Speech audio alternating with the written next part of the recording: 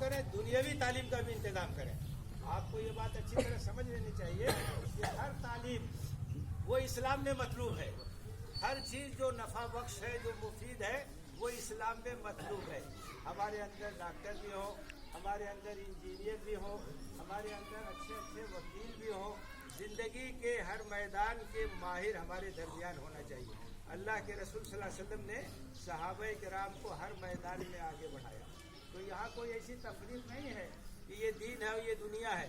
سب کچھ دین بن جائے گا اگر ہماری نیت صحیح ہے. اور نیت صحیح نہیں ہے تو جو چیز دینداری نظر آتی ہے وہ چیز بھی ثواب کا سبب نہیں بنے. آپ کو ہر میدان میں آگے بڑھنا ہے. اب ظاہر ہے کہ یہاں حفظ کی بات ہے، قرآن کی خدمت کی بات ہے. تو یہ تو اللہ کے رسول صلی اللہ علیہ وسلم نے گواہی دی ہے، خیرکم من تعلم القرآن وعلمہ. ان میں بہترین لوگ وہ ہیں جو قرآن مجید کو سیکھتے ہیں اور قرآن مجید کو سکھاتے ہیں. یہ تو ہماری بنیاد ہے، یہ تو ہمارا ایمان ہے، ہماری اصل ہے. قرآن ہی پر ہماری امت کھڑی ہے. تو قرآن سے متعلق جو خدمت بھی ہے، چاہے قرآن کا ناظرہ پڑھانا ہے، چاہے قرآن کی قرأت پڑھانا ہے، چاہے قرآن کا حفظ کرانا ہے، چاہے قرآن کی تفسیر پڑھانا ہے، قرآن کی ہر خدمت یہ بڑی عظیم ہے. اس لیے کہ اس کا تعلق اللہ کی کتاب سے ہے. تو یہ ایک بڑا عظیم کام ہے جو ہو رہا ہے.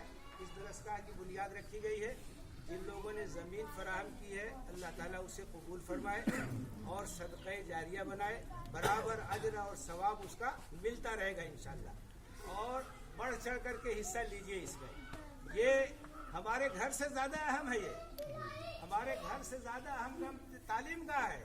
تعلیم گاہ وہ چیز ہے جہاں ہماری نسل کی ترقی ہوگی، اس کا مستقبل بنے گا. اللہ کے رسول صلی اللہ علیہ وسلم نے، آپ ذرا سوچئے گا کہ مکہ میں جہاں کے حالات بہت خراب تھے وہاں بھی آپ نے درسگاہ بنائی جس کا نام ہے دار ارقم. دار ارقم میں تعلیم ہوتی تھی اور وہاں چھپ کے لوگ آتے تھے. ماحول بہت ہی خراب تھا لیکن اس باوجود وہاں تعلیم ہوتی تھی.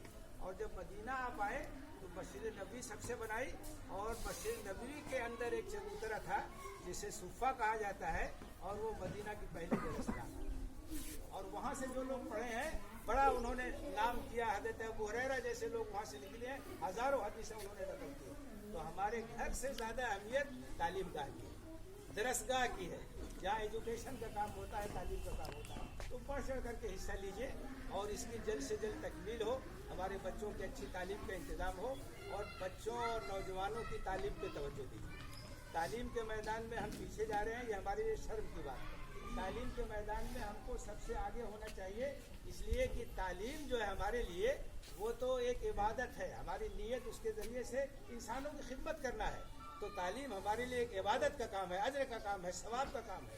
اس لیے اس کے سلسلے میں سب لوگ دلچسپی لیجیے، اس کی ترقی ہو، جلد سے جلد یہ بن جائے. یہاں حفظ کا شعبہ قاعدے سے قائم ہو اور بچے ہمارے حفظ کریں، قرآن سے ان کا تعلق پڑھیں، ابتدائی تعلیم ہو. اور ایک بات اور سمجھ لیجیے کہ جو ابتدائی تعلیم ہوتی ہے، ابتدائی تعلیم ہی اصل میں بنیاد ہے جس پر کی پوری تعلیم کا دار و مدار ہے. جیسے یہ عمارت بنتی ہے تو اس کی بنیاد ہی پر پوری عمارت کھڑی ہوتی ہے. اگر بنیاد مضبوط ہے تو عمارت مضبوط ہوگی. ابتدائی تعلیم پہ توجہ دیجیے. عام طور سے یہ ہوتا ہے کہ پرائمری تعلیم پہ توجہ نہیں ہوتی ہے. بچوں کا جو ابتدائی تعلیم کا حصہ کمزور رہ جاتا ہے تو وہ بچے پھر آگے نہیں بڑھ پاتے. اگر ابتدائی تعلیم اچھی ہو جائے تو اس کے بعد ہر میدان میں ہمارے بچے آگے جائیں گے.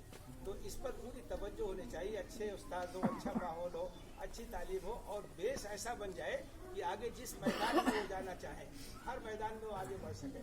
وہ اردو بھی پڑھیں، عربی بھی پڑھیں، ناظرہ بھی پڑھیں، انگریزی بھی پڑھیں، میتھ بھی پڑھیں، سماجی علوم بھی پڑھیں. آپ کو یاد ہوگا کہ پہلے ہمارے مکاتب کا معیار ایسا تھا، چاند پٹی کا مکتب ہو چاہے وہ رسول پور کا مکتب ہو، 5 پڑھ کر کے یہاں سے بچے جاتے تھے. سرکاری اسکول میں 8 میں ان کا نام لکھا جاتا تھا. سب سے آگے ہوتے تھے، ہر چیز میں آگے ہوتے. وہ ہندی میں بھی سب سے آگے ہے، وہ میتھ میں بھی سب سے آگے ہوتے تھے، وہ انگریزی میں بھی سب سے آگے. اردو تو ان کی مادری زبان تھی. تو ہم کو اپنے مکتب کا ٹارگیٹ یہ بنانا ہے کہ اتنا مضبوط ان کو ہم بنائیں گے، اتنی مضبوط بنیاد ان کی ہوگی کہ آگے ہر میدان میں وہ جائیں گے اور کہیں کمزور نہیں ہوں گے. یہ اصل قوم کی خدمت ہے. اللہ سے دعا کہ اس میدان میں ہمیں مل جل کر کے آگے بڑھنے کی توفیق دے. آمین. آپ دیکھیے، بڑی خوشی کی بات یہ ہے کہ مرحوم ابو سعد صاحب کی اہلیہ یہاں موجود ہیں جنہوں نے یہ زمین دی مدرسے. اللہ تعالیٰ ان کو صحت دے اور ان کی نیت کو خارج کرے اور ان کے لیے صدقہ جاریہ بنائے.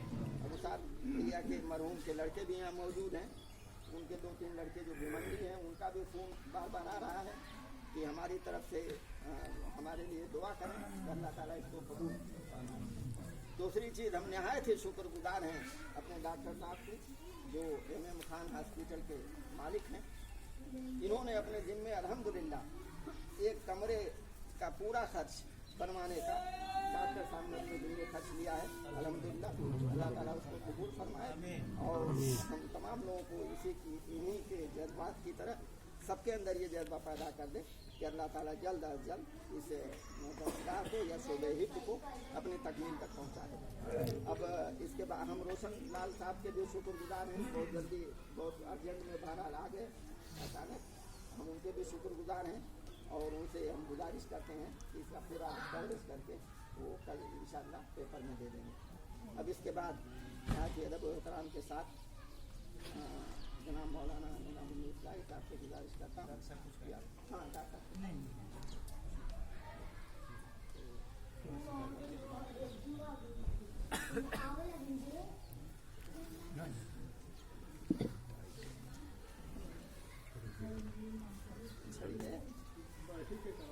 نہیں بیٹھ کے کہاں سے آواز ہے اگر ہو کون لاٹھی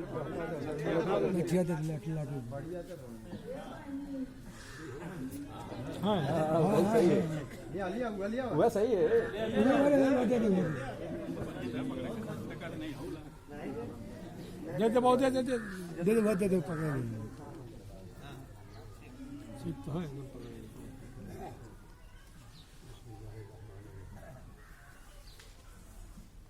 میں تو جانتے ہیں کہ اس گاؤں میں سب سے زیادہ ہونے والا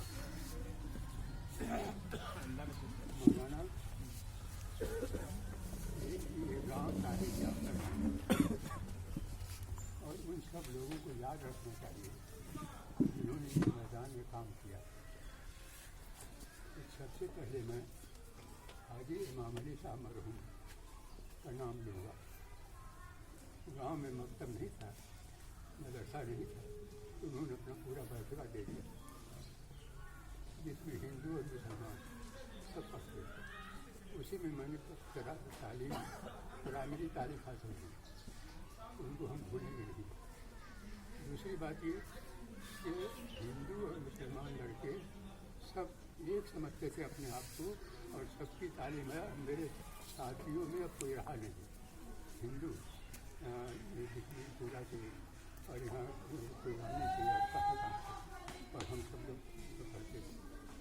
آپ اس وقت جب میں اعظم گڑھ کی طرف سے آتا ہوں تو کئی سالوں تک میں فلاح میں رہا, ہمیشہ یہاں رہا تھا تو حاجی صاحب کے بیٹھے کو دیکھتا رہتا ہے.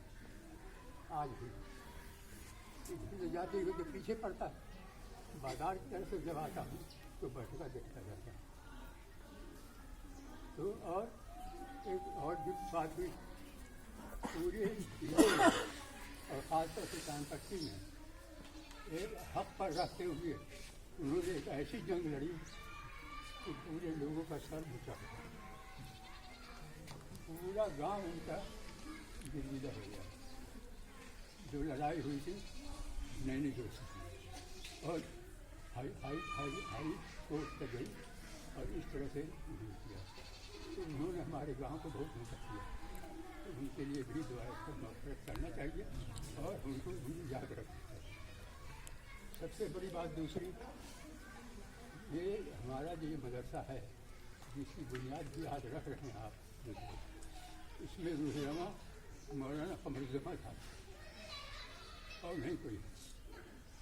یہ مدرسہ چلتا ہی نہیں اگر مولانا قمر الزمان ہم نہ رہے ہوتے, اور اب ان کو جاننے والے کم ہیں. مولانا ابواللہ صاحب نے ان سے کہا سرامیر میں کہ چلو اور گاؤں کا مدرسہ سنبھالنا, چھوڑ کر چلے آئے, ان کی جگہ چھوڑ کر چلے آئے اور یہاں سنبھال لیا لڑکا. اور بڑی خوش نصیبی کی بات یہ ہے کہ مجھ کو انہوں نے پڑھایا. یہاں پر نہیں, مدرسہ اسلام میں عربی تعلیم انہیں مجھ کو دی, مجھے اساتذہ تھے. और अब तक याद आते हैं। तो ये हमारे जितने लोग हैं सबको याद रखना चाहिए और सबके लिए दुआएं मग़फ़िरत करना चाहिए। और अब नए लोगों में हैं लोग, तो इन नए लोगों को भी उनसे बड़े बड़े काम कर रहे हैं, मदद करिए। तो आइंदा हमको आप लोग इसको समझिए कि जो वाक़या गुजरा उसमें अब किसी का नाम न लिया जाए। किसी ने बुरा किया, किसी ने अच्छा किया, कभी आप लोग कभी नाम मत लीजिए कि फलां ने गलती किया, ये किया। जिसकी समझ में जो आया उसने किया, जिसका जो दर्द है वही करेगा। एक आदमी के बर्तन में पानी रखा हो तो आप टोटी टेढ़ी करेंगे तो पानी गिरेगा, और उसमें अगर दूध रखा है टोटी आप टेढ़ी करेंगे तो दूध निकलेगा, और शराब उसमें है तो शराब निकलेगा। तो हमारे बच्चों में उसमें दूध डाला जाए और इनका सोफा डाला जाए, शराब डालिए जो उसमें सोफा मिलेगा। बच्चों को बढ़ाने के लिए पहले क्या डाला जाए उनके दिमाग, तो माँ बाप का काम है। आप सब लोग इसको समझ लीजिए। और माँ बाप ने अगर अपना काम ठीक किया तो उस लड़के से वही निकलेगा जो आपने उसके दिल को भी डाला, दूसरा नहीं। तो एक आदमी ने मिसाल से समझाया, टंकी है उसमें पानी रहता है, आपने कहा ये पानी, तो अब छोटी उसकी जो है प्लास्टिक वाली ये 4 रुपये की, तो आप खोलेंगे तो पानी निकलेगा, लेकिन पानी खाली हो, टंकी खाली है, अब टोटी सोने की है, टोटी आप खोलेंगे सांस की आवाज़ आएगी, दूसरी की आवाज़ नहीं आएगी। तो आप टोटी सोने की रख करके क्या करते? 5 रुपये की टोटी लगाइए और दीजिए। इसीलिए अल्लाह ताला ने कहा है कलाम साहब ने कि जो इल्म वाला है उसको हम बुलंद करेंगे, दुनिया के हुकूमत को छोड़ देंगे।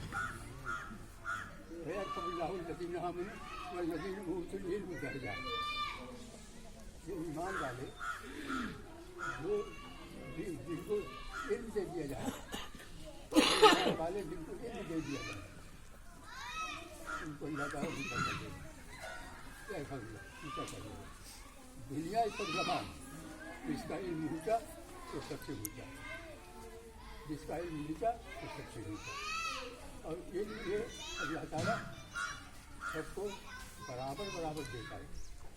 दिमाग सबका बराबर है, मुझे काफिर का भी दिमाग सब कुछ चीज़ देने वाला अल्लाह ताला इंसाफ से सबको देता है।